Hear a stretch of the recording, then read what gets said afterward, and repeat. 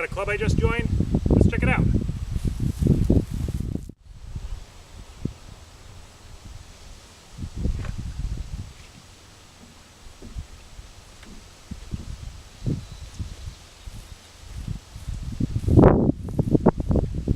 This is Rally Point Phoenix, the once and future home. You can see there's already one cabin built with two more in various stages of construction. Also a nice little fire pit and some firewood. This is for on-site camping or staying over for people who, like me, have a long trip to get out here. Probably even better for people who have longer than a 3-hour drive.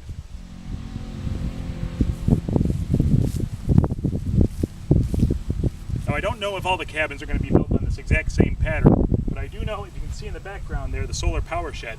Entirely off-grid 12-volt power system here for recharging phones. There's even an inverter for running some lower draw appliances or electronics. Let's take a look inside.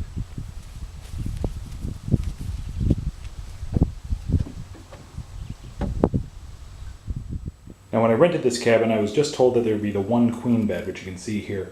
It's an air mattress with no bedding on top of it, so I had to bring my own.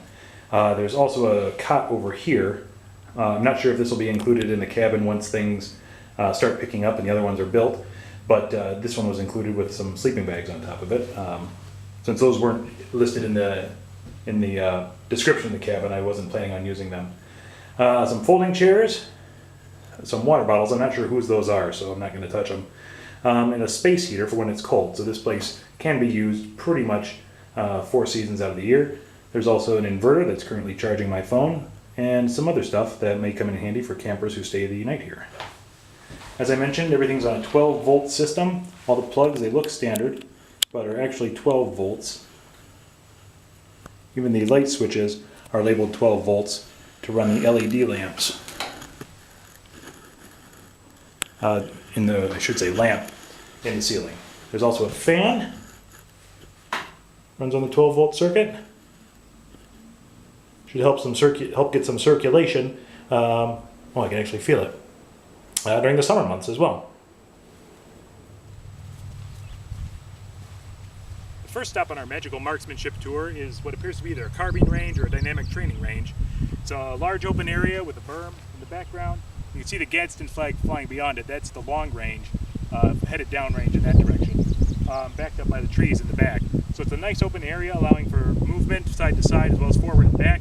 Could also foreseeably be used as a square range, going out maybe 100 yards, I believe. I'm not really sure of the exact distance. I don't have a measuring tool, but it appears to be about a 100-yard range.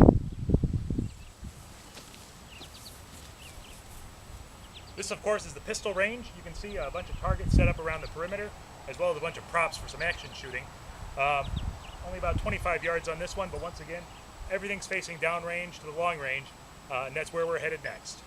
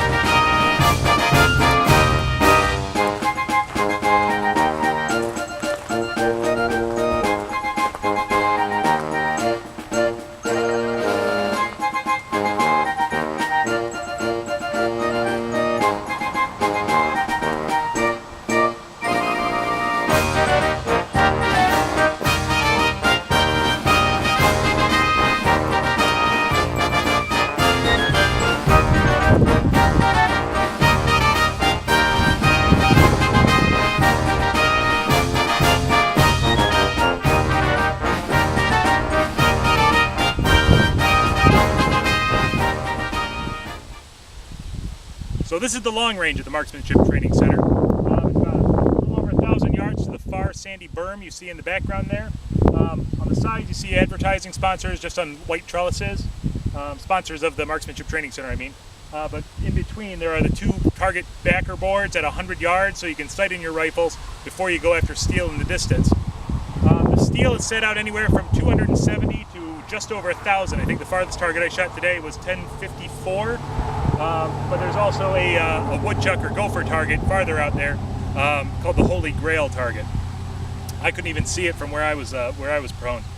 But you can see way in the background, I don't know how well you can see, there are the Camp Perry or Camp Graylings, what I'm familiar with, style numbers.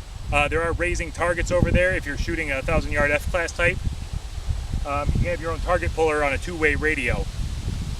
Most of the shots here are just very slightly downhill, so most of the cosine measurements that you might need to make are not necessary. Now, the Marksmanship Training Center website says the AstroTurf this year keeps sand out of your very expensive firearm, which is nice. I still got sand inside my firearms. They're not very expensive, fortunately. And part of that is with 90% of the hill, 70% of the hill is just uncovered sand. The sand out of the AstroTurf is very nice. Provides a stable footing for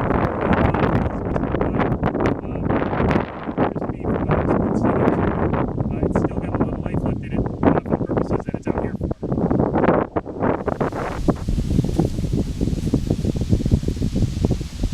One more thing to note about the Marksmanship Training Center in the long range is that it faces south, which is mostly south, which is unusual in this part of the world. Most ranges will face north because the sun will shine in your eyes when you're shooting that way. The website copy says that's because you want to train in real-world scenarios. That's a possibility. I think the real possibility is M66 is just off the back of the firing position here, so they can't really face north. Speaking of M66, it was a little confusing trying to use Google Maps to get here. I'll go over some directions and what routes not to take. You don't want to take the seasonal road I took. Fortunately, it was in season. But yeah, otherwise it's a fairly easy place to find, easy place to join, and it's a great place to shoot. I mean, there aren't very many places in Michigan that allow you to shoot out to 1,000 yards on steel. So my camera suddenly died while I was out recording, but I mentioned I was going to talk about the directions out to MTC for those of us who are in the southeast portion of the state, Metro Detroit area specifically. I think a lot of people are familiar with taking 75 up and then using M10 to cut across to 127 to get up to the Houghton Lake area. And this is a very similar path for the most part.